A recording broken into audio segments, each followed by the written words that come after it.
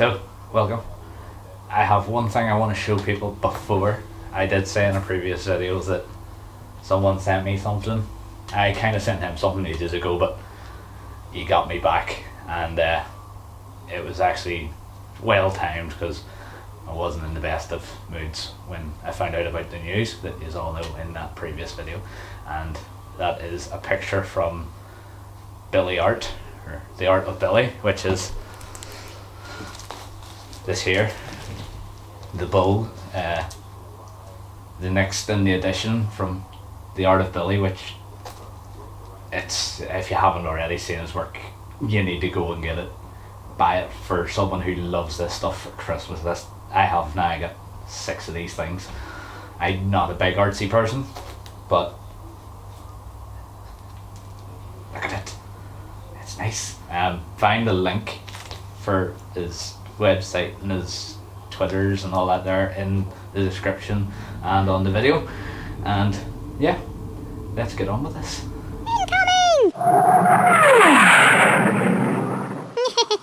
So, ladies and gentlemen, here we are. The second gear review I've ever done, and probably make a hash of, and yeah, whatever. This is the Oxford Aqua 30R. That, if you probably research it online, it has been discontinued in many shops. So don't expect to buy it. And if you do, you're lucky. First sort of thoughts about the bag is it's a black bag with straps on it.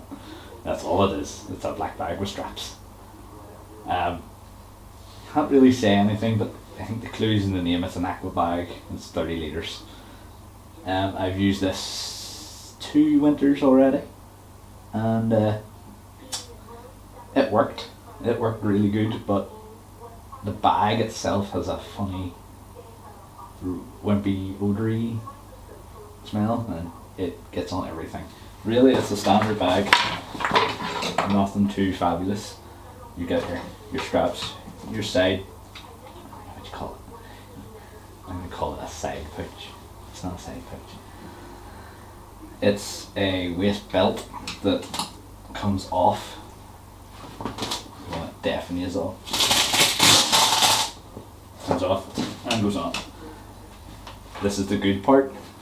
This part here, the little chest strap, is rubbish. If you wear a jacket that has any sort of size to it, it's not going to fit you. I feel like someone has tried to strangle you from the inside. It has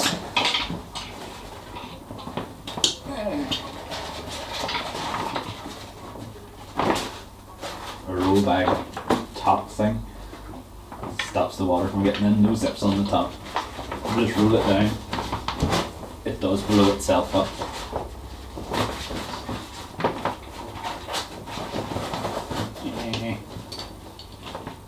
Clips in either side.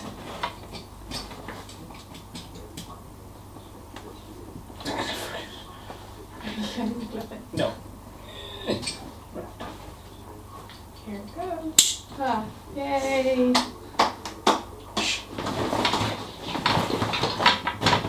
It's not even straight. It has a front zip. I don't really put nothing in the front because I'm a bit paranoid that everything else inside it is nice and dry and the zip doesn't probably hold much. There was an idea of maybe when you roll it up, it does turn into a bubble. It holds air. I did want to jump into the water with it, but it is mid-November and it's freezing outside. I'm not going to be jumping into no water unless, well, I'm not jumping into no freezing cold water.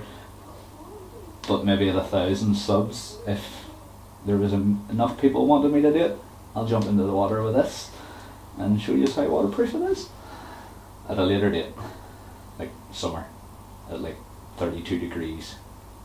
Bad things about the bag, well, the straps aren't really anything to shout home or tell anybody about. To cut into your shoulders awfully badly. Oh, no. In my opinion, the straps need to be thicker. I use a military type bag with wider straps, which I'm more comfortable with.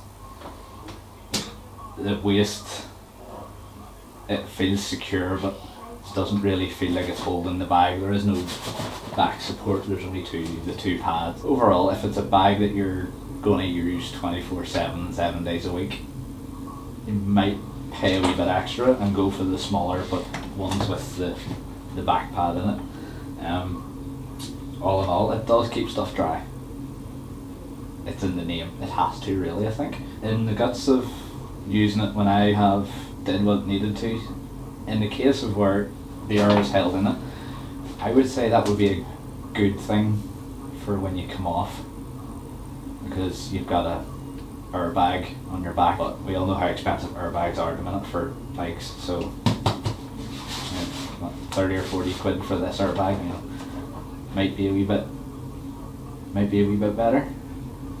I'm being told it was more than 30 or 40 quid, but I'm not being told how much, because it wasn't present. So I do use this, and Northern Ireland, it being wet all year round, I tend to have to use it. Can't really show you anything else.